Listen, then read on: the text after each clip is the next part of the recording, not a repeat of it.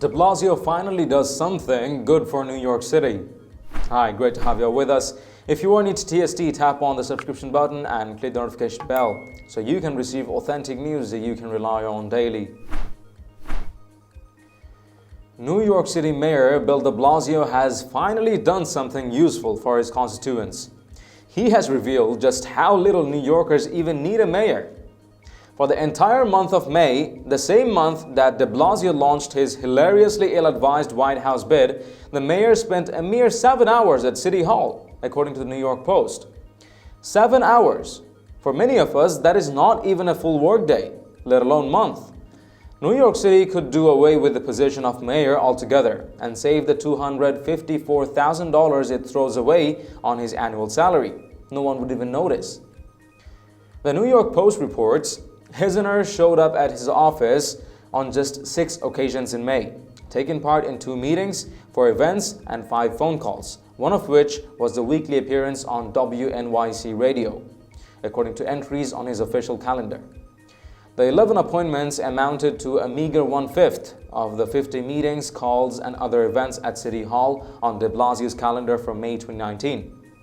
He had a total 152 city events scheduled for the month. This year's schedule shows 66 calls for meetings while de Blasio was en route, meaning that he was being driven around New York City or on the campaign trail. Naturally, the Post report also quotes former de Blasio aides who dump all over their one-time boss for his absence from office.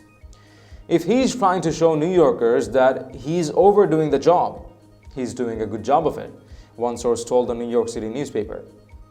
Another called de Blasio's job performance real bad.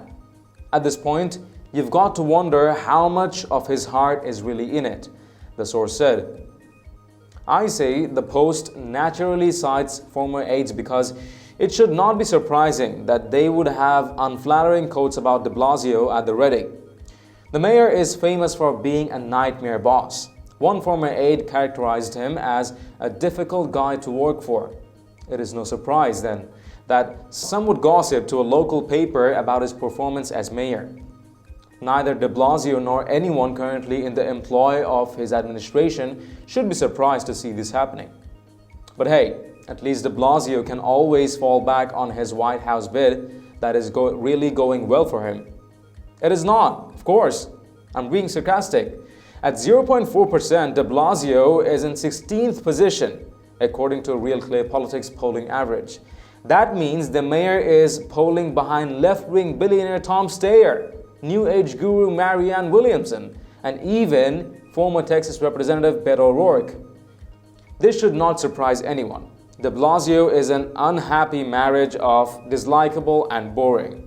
If potential Democratic primary voters want an ultra-left champion, they can get that from more agreeable, competent, and original candidates like Bernie Sanders and Elizabeth Warren. De Blasio is just a tired and unpleasant retreat of a wannabe socialist liberal. And now, the rest of the nation can see what New Yorkers have had to deal with since 2014.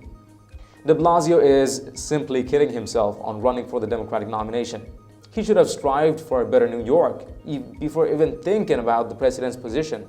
He doesn't even have a decent acknowledgement from New Yorkers themselves. What do you think is best for de Blasio, executing proper office as the New York City mayor, or simply backing off from any governing position, as he proves himself completely distracted? Please let us know your opinions in the comments down below. If you've liked this report, please share among friends and family, and don't forget to subscribe to Top Stories Today. Thank you for watching. I'm David Ravine. See you in the next one.